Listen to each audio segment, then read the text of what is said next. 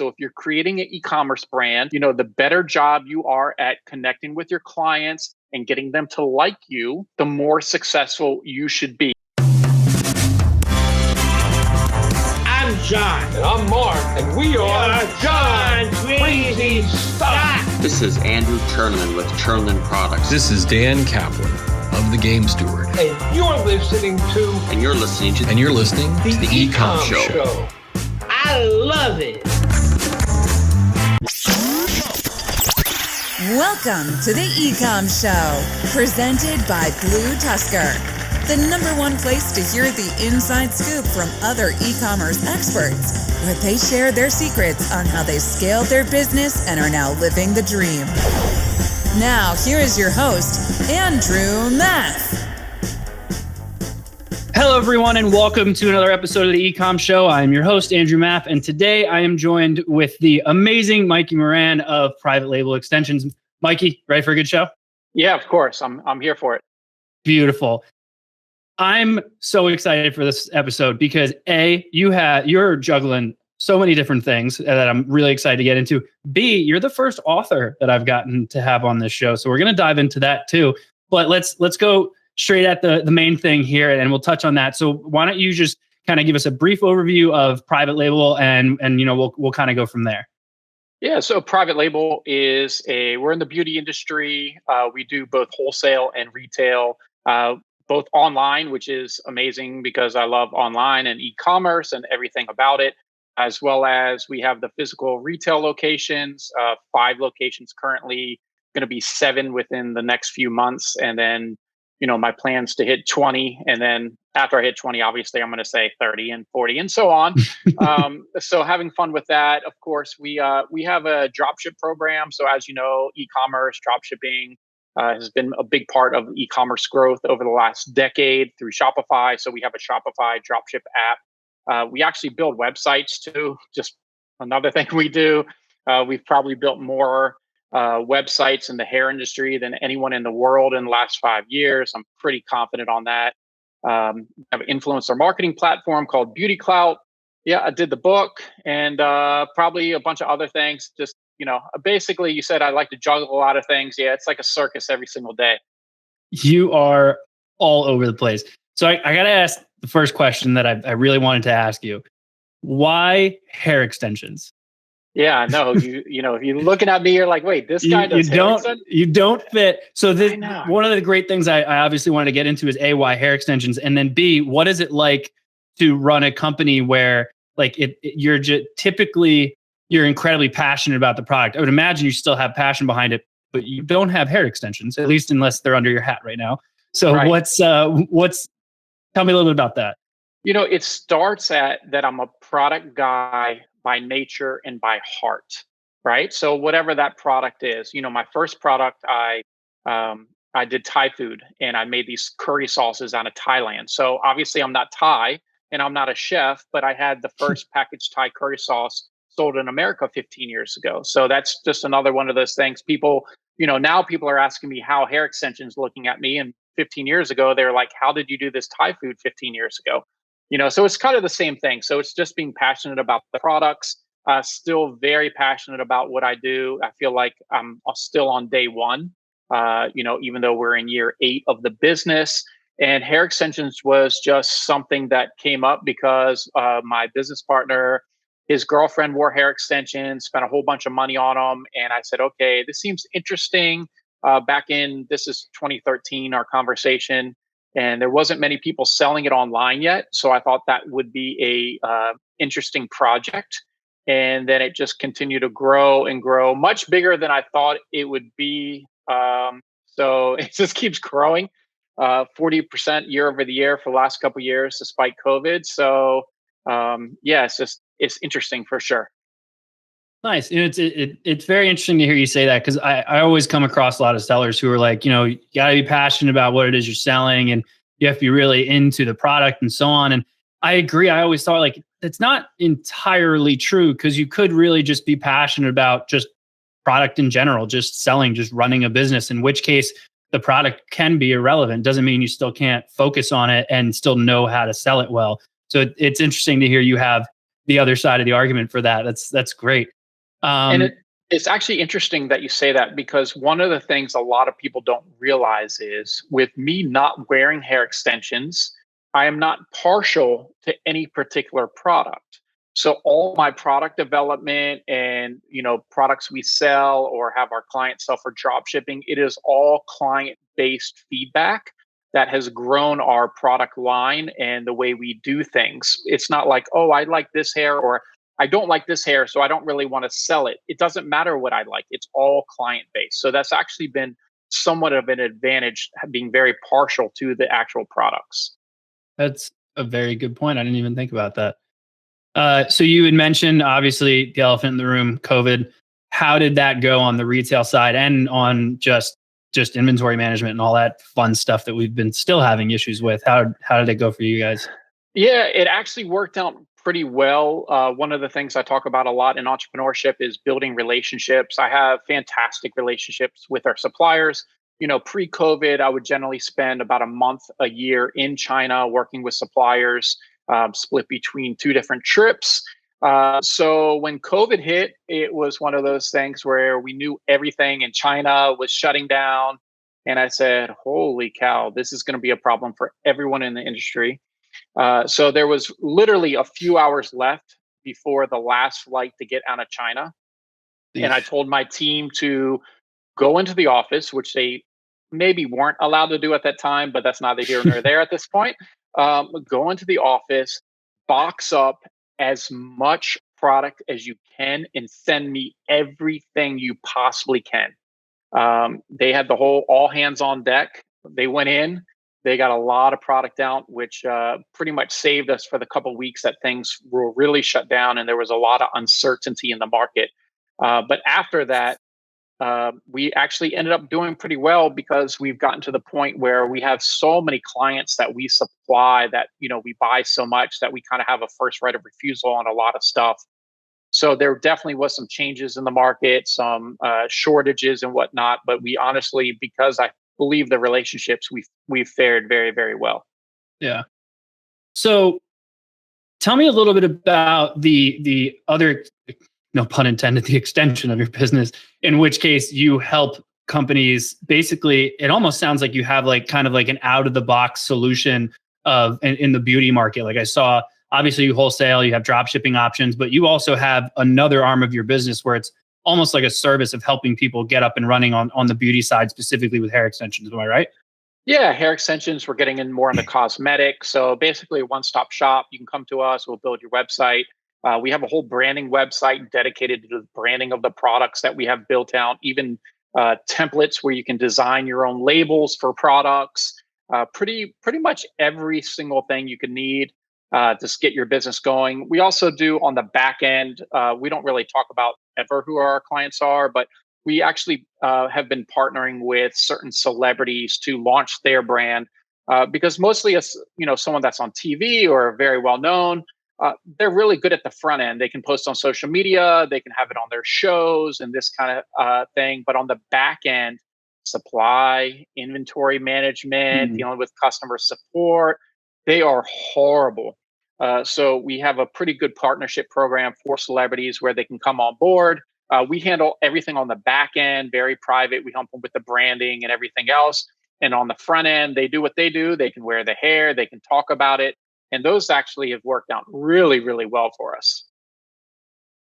You find a lot of e-commerce sellers are, I won't say all of them, but are typically very they're only really focused on their business. And you really went into 6 or 7 different revenue streams at minimum.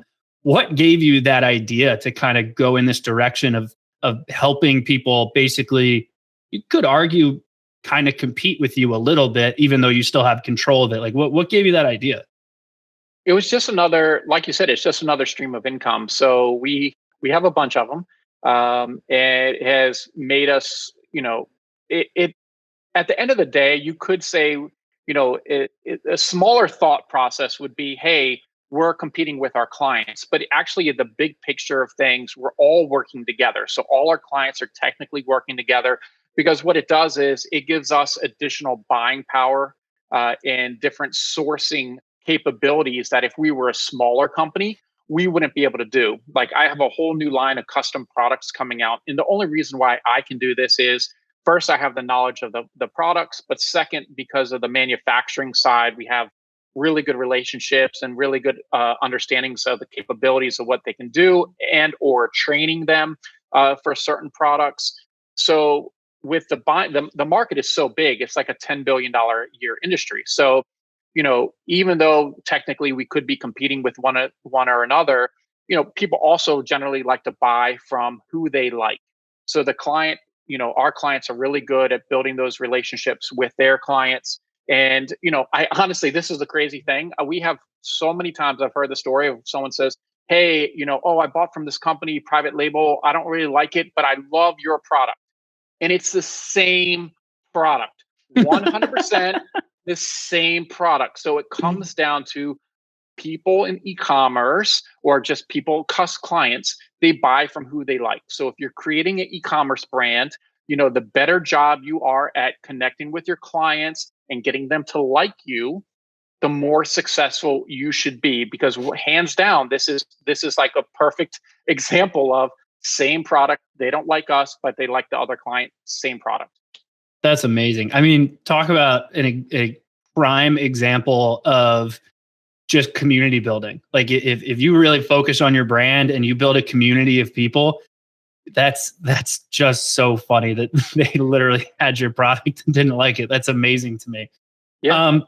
It's really interesting. Like I know this is one of our earlier episodes. We do these obviously in advance. These aren't live. So I've interviewed a ton of sellers already at this point, and there are a lot of them that do have additional things that they do. Other businesses of some kind. You're the first one though that is really impressive. How you took your e-commerce business and found a ton of different streams of revenue and diversified that business instead of like creating 6 other businesses, and like all of yours kind of intertwine and help each other together. It's amazing. But that also kind of turns into, you're also clearly on the podcast circuit. I've heard you on a bunch of them. You've been on TV several times. You are an author. Like how do you organize yourself? How do you manage to do all of that? That's a common question I get. I live by my Google Calendar. Right. So if it's not in the calendar and it's something, it's generally maybe not going to happen. My to-do list is really, really important to me.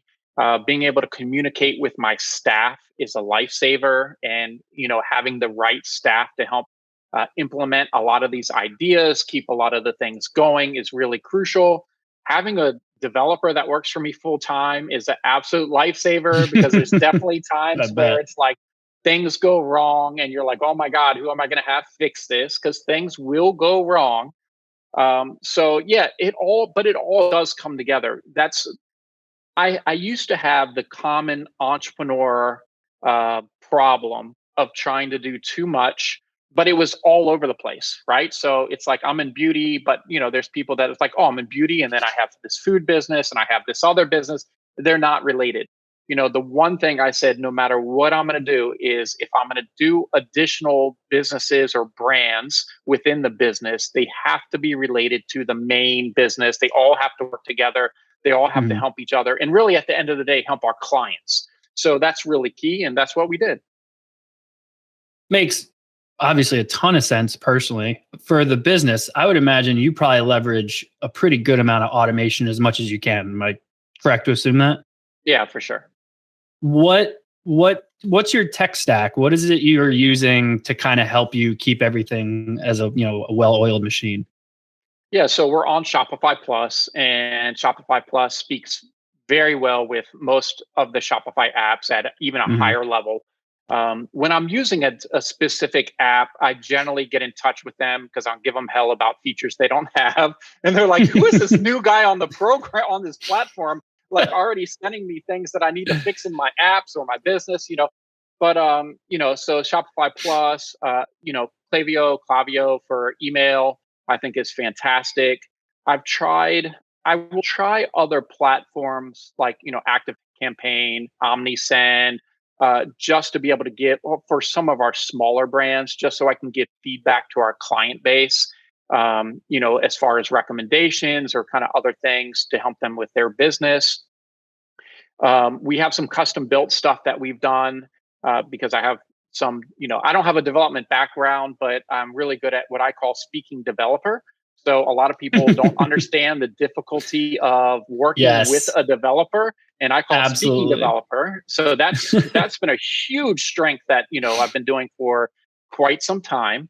I'm trying to think of some of the other apps like GrowWave. I like for rewards and reviews on a lot of our sites.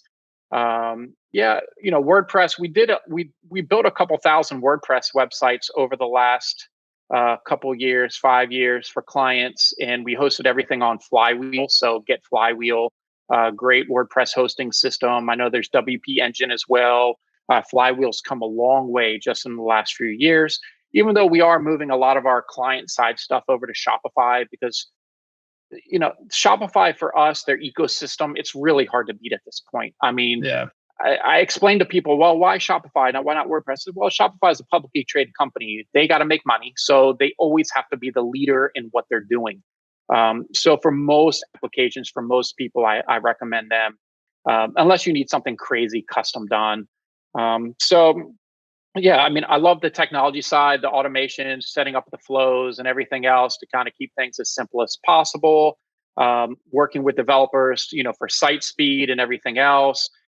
This past few months, I've really worked with some people to help with very specific stuff as far as A/B testing and conversions, additional flows, more complex stuff.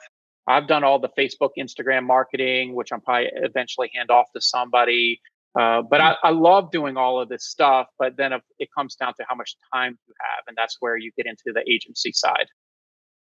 That's interesting. So I didn't expect you to be running your own social media, considering like Shopify Plus. I try not to get into numbers, but we can all assume probably what you guys are doing in revenue. Running Facebook and Instagram specifically is a challenge to do it yourself if to get it done correctly. And like you said, obviously build a community, and clearly you're doing it well if you have people coming back to you that have tried your product. How are you managing running that yourself if everything else is covered, but you still are obviously doing all this other stuff? Well, I've just recently hired, I was going to hire one marketing assistant. I ended up finding two great people, so I hired two. So the Facebook, Instagram, they run the social media, which helps a lot. And I'm trying to take myself, I don't want to say out of the business from a perspective that I'm not working on it every single day or whenever I feel like it, but more from a top level perspective so we can grow faster. Because sometimes as much as I love to do the complex stuff, because if it's easy at this point, there's no way I can do it. It's just, if it's easy, it's literally like if someone's like, hey, Mikey, can you build a website for me? It's so painful because it's so easy to do. So I try to work on the impossible stuff or kind of try to think of like really complex marketing things and complex flows. And if if the customer does this, they're going to see this type of video. I'm really waiting with iOS, the iOS updates to see kind of where we're going to be with all the tracking and be able to do all these really cool stuff that you could do with Facebook. So I'm kind of looking to see where we're going with that. So yeah, it's a lot, but when you love it and it's fun and it's challenging, then it doesn't feel like as much as it sounds probably. These people that you're bringing on to help you with marketing and really anything else, how are you deciphering whether to either A, hire a full-time employee, B, outsource it to a freelancer, or C, go to an agency? Like what's your approach there? Yeah, so I actually, at this point, I do all three. So most of the daily tasks that are not overly complex, I have in-house. I will hire somebody for specific tasks. Maybe it's a short-term project or something like that. I'll hire a contractor for those. And then the agency side, I like to get into specialists on certain things. So like right now, we're really redoing all our email flows for the private label site. Once I'm done with that, then I'm going to move over to private label wholesale. And once I'm done with that, I'll probably move over to one of my other sites. and really see, this actually kind of segues into my second book that I plan on writing is, okay, we took the business, and when we started, I literally was broke. My other business, I got wiped out. So I started this business literally with nothing, bar the initial investment with my business partner to get it started. So we scaled it up, and to get 7 figures is pretty cool. And we did it in, I guess, our third year, so that was very, very exciting. And then you have to go through this shift in your business. Like, we got to 8 figures, and that's like where I think a huge fall off is for e-commerce and for just business in general, because you have to go through this dramatic shift to be able to do something like that. Right. So you get there, but then you have a couple options. You can say, hey, I'm going to take a bunch of investment at this point to grow the business, which is something I don't want to do. Or you can be really creative, work with the best people in the industry, really utilize your contacts and manufacturing, and really focus on every 1% of the business and how to improve it, and then see where the business can go from there. So we look like, things are still growing, so it's still headed in the right direction. So it's really about having the right people involved in your business. Yeah. Did you bootstrap the whole thing, or did you get investment? I think it sounded like you didn't get any. What was your initial start there? The initial start was $14,000, and then we put another $14,000 in. So total was, this is in 2014. Total investment was $28,000.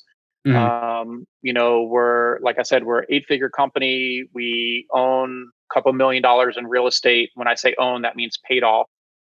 So one thing I was not going to do in this business, which was something I did in my first business as a unexperienced entrepreneur, was as money started coming in, I still treated it like a startup. So I'm like, okay, we need a solid foundation. Where our office is, we need to own it. And when I say own it, we have to have it paid off. I don't want a monthly payment. As people like, oh, money's free now. And I was like, yeah, but once you go through a failure in a business and you have that uncertainty in your life, like me, my day-to-day, my thought processes, everything else, I feel so much better because I'm not, it's like, for people that don't have a business, I try to explain it like this. I said, imagine if you didn't have to pay rent, what would your life be like? And they're like, oh my God, my life would be amazing. And I said, it's the same for a business. If you don't have to pay that rent, it just makes business easier, whether you can do smarter things with the money or not.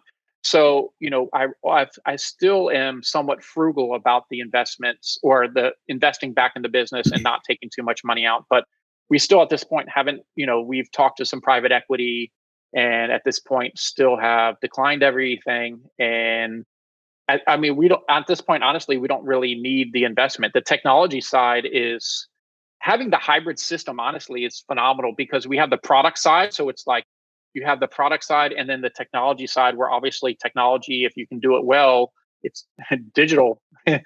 Yeah. The margins on digital are pretty good. Yeah. Right? So you take that, you reinvest it back in, you kind of do the things the right way, be smart about things, and you can run a pretty successful business. That's obviously, and I'm sure you're aware, incredibly impressive. And, I completely agree. There's a time where maybe you need an investment if you're worried about getting to market faster than a competitor or something like that. And like, okay, that I understand. But I find there's way too many sellers out there who go and grab a loan or go and bring on investment and give up equity in their company. And like, why? Like, what's the rush? Why are you like, you're not dying tomorrow. Let's, take your time. Like, if I find that the most successful sellers I end up working with are the ones that just took their sweet time getting where they were going, cool, calm, calculated decisions as they were going their way. And just like you said, like, treat it like a startup the entire time. And then you can just do it the whole time. You can keep complete control of your own company. Love it. Completely accurate. Yeah, I think getting the money route, I almost say it's like the easy way out, right? Yeah. And for me, I'm like, I embrace the struggle. I don't care if things are difficult or, some people, the social media highlight reel where you have these entrepreneurs that are, selling so much less and they're driving a Ferrari. Like, yeah, cool. But like, that's not helping the business. That's not helping the clients. A lot of people as they get bigger, I see them getting less client focused. And once that happens, I just don't see where the growth is going to come from. Yeah, I agree. Are you, so we were talking about what you have in house, things like that. Are you using a 3PL or do you have your own warehouse? No, we have our own warehouse. Nice. So how's your whole supply chain thing going right now? Obviously with Q4 coming up, everyone's in a panic. It's wildly expensive to do anything. How are you dealing with all that? Yeah, we're good. I mean, look, I went through the 2008, 2009 debacle of all that. And, I've gone through enough failure and messed things up. And like everything we do is so far ahead. And I'm thinking so far ahead, that the planning behind stuff, like it gets so intricate. I usually don't even tell my staff because they think I'm crazy. I used to tell them about plans here. And they're like, they're just like, it's too much. I just stop. And I'm like, okay, so just planning, being really smart with stuff. We're fine. And it's going to get better. Like, for us, my goal next year is to buy kind of like a retail / warehouse space in Vegas for West Coast logistics. And then eventually we're going to go mid-country, middle of the US, probably the year after. It's really about acquiring the real estate. People are stuck on the Amazon mindset where they're going to get something the next day. So how do you do that as a small business, right? Like I have a love-hate relationship with Amazon. I love it because I can order stuff and generally they have it warehoused all over the place. I hate it because for small businesses, it's, some small businesses, if you're very Amazon focused, it could be great for you, but I'm building a real brand here. Like, I don't think it's a good place to do it. So, I'm looking at the logistics within the different places, different cities to be able to get products to clients faster at a lower cost, shipping cost to us, because you got to also put in perspective, shipping costs aren't going down. They're never going down from here. No, they're only going up. Are you selling on other marketplaces besides Shopify? Are you selling on Amazon or anywhere else? Or is it simply your website? Just a website. Some of our clients are selling on Amazon and that's fine.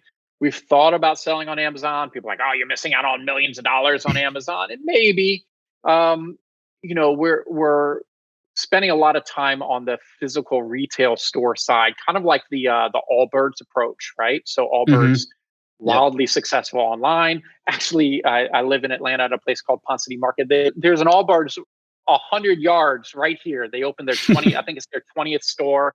So I was in there all excited they opened because I'm a fan of their shoes. So it's really taking the online where a lot of our competition is overseas.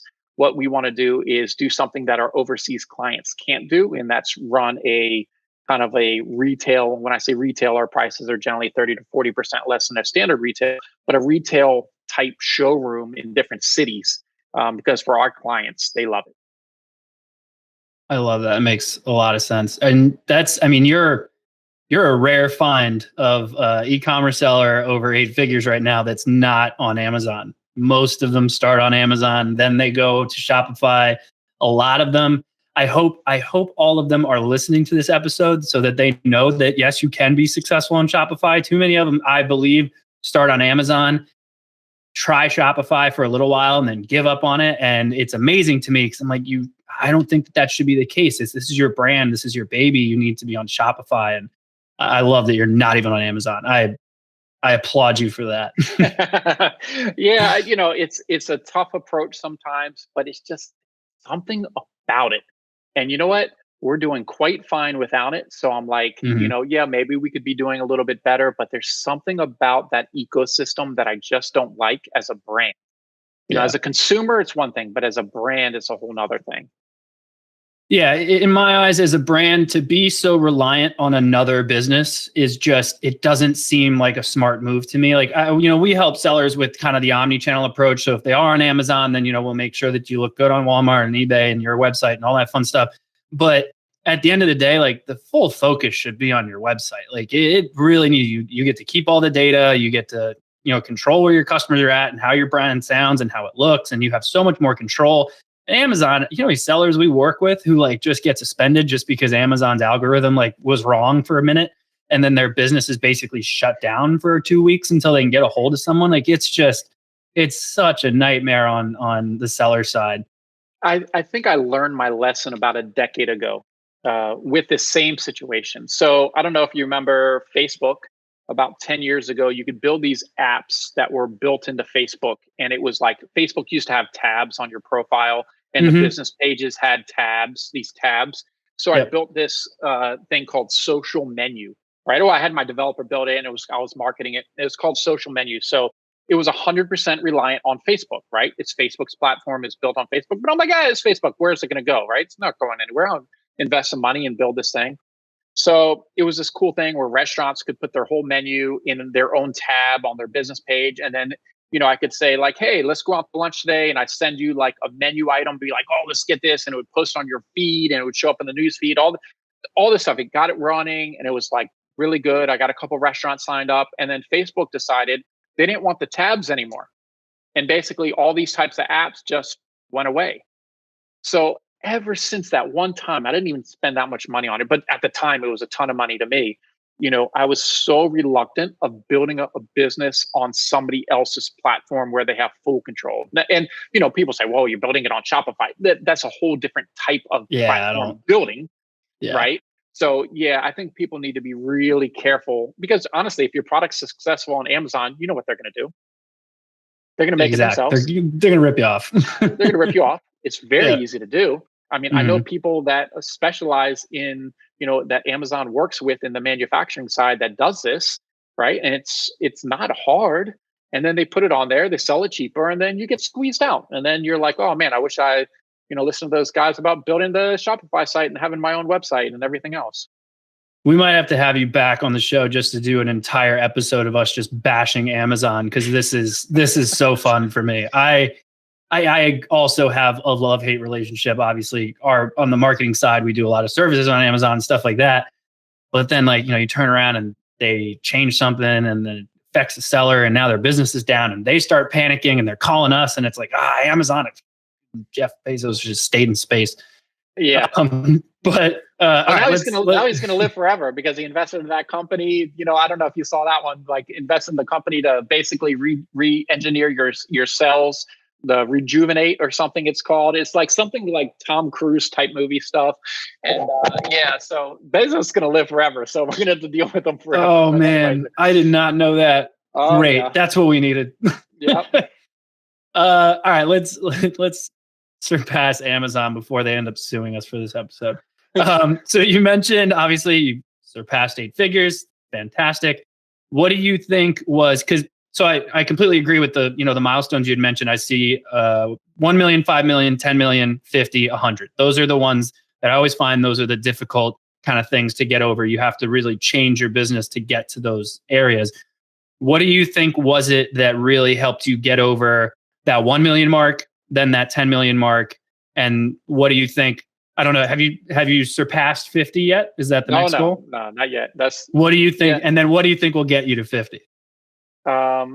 So the 1 million mark was just brute force, day in, day out, like doing whatever we needed to do just to survive in the business. Long nights. Right. So that was like, that was me basically working for somebody else 50 hours a week while running the business in the morning and after and on my lunch break till I built up enough employees. Then I came on, I was technically the 4th employee for the company. So I didn't, I did all that for 2.5 years before I paid myself my first dollar. Right. So we were investing that money back in to grow the business. Mm-hmm. To get to the 5 million mark was just focusing on what we did well and replicate that as fast as possible. Right. And really honing in on that. 10 million was tough, man. Like, you got to make changes. And by nature, people don't like changes. And when I say people, you have to deal with staff, right? And staff is generally the hardest part of almost any business, is staff and having the right team, because we all have different personalities, different backgrounds, different expectations. So it was really honing in on the staff and kind of getting their mindsets really to understand that, hey, we're going to have to make changes. Some things might be uncomfortable for a little bit. Hey, we're going to have to go through some changes, and it's going to be for the better of the company, and then we're all going to win together. So I think that really helped, really focusing once again on the brand, really doubling down on, okay, we have sales. Now it's about the brand, right? And really building the brand, building our community was really important. I actually run the largest Facebook group for starting a hair extension business. We're at about 38,000 members.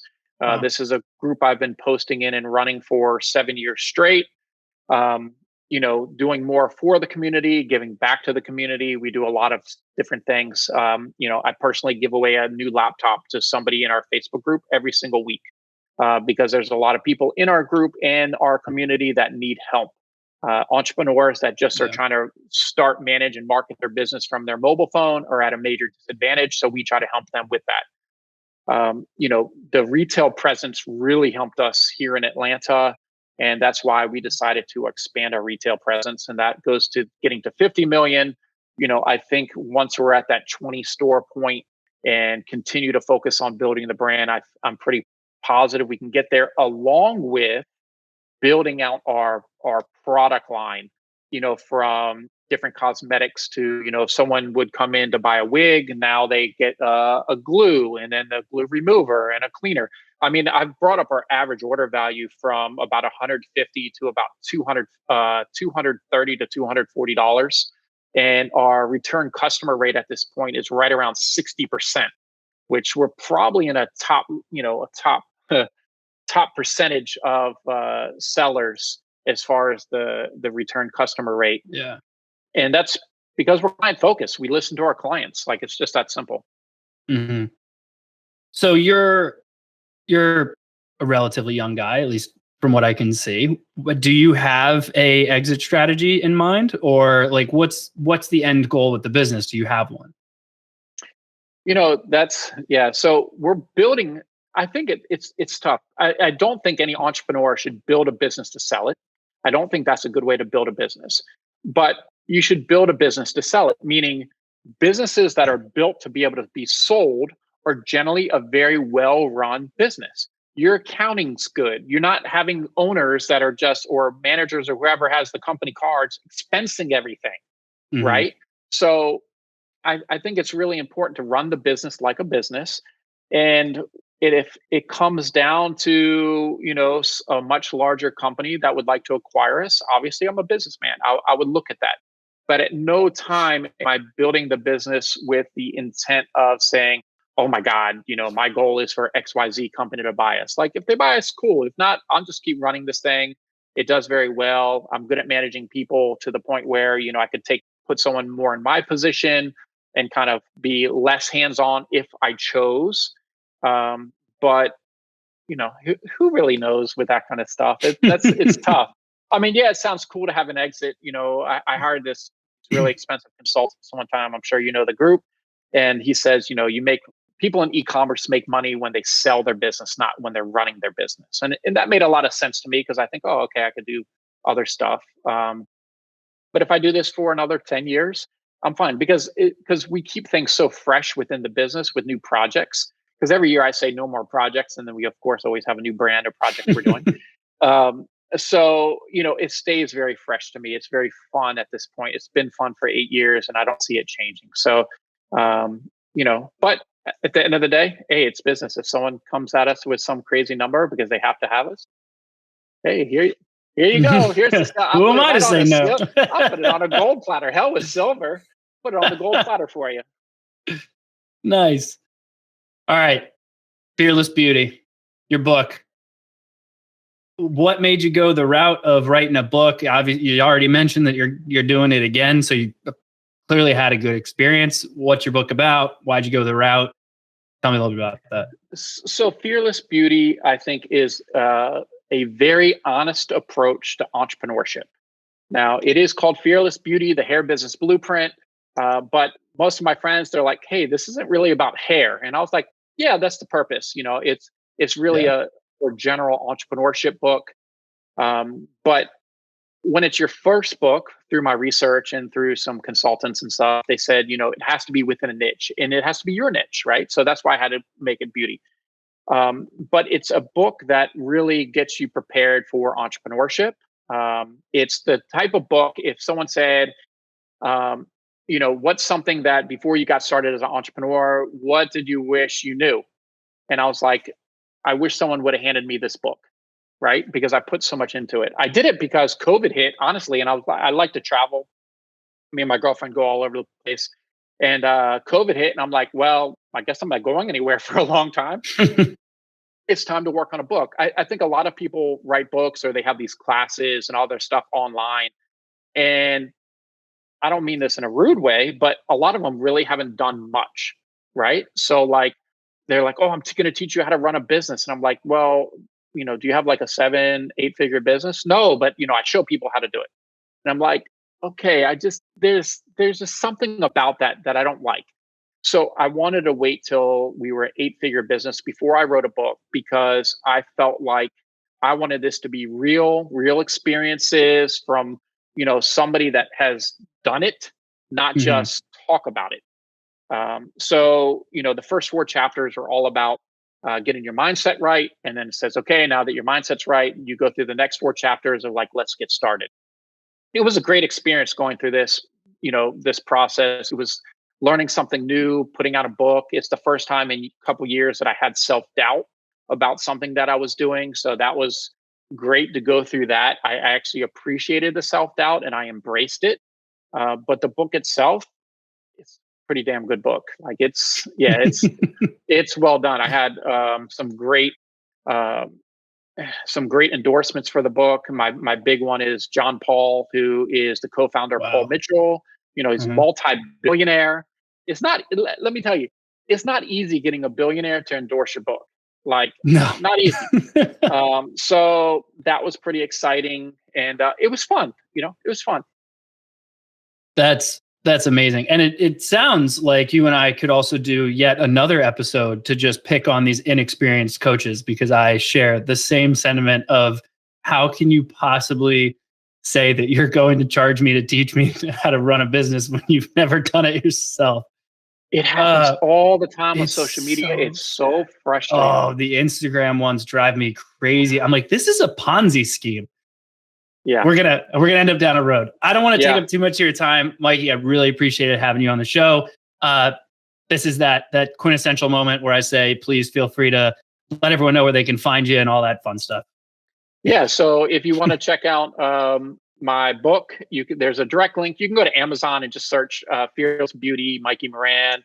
A link to all my websites is on hairbusinessblueprint.com. If you want to follow my daily antics, you can follow me on Instagram. It's @MoranMikey.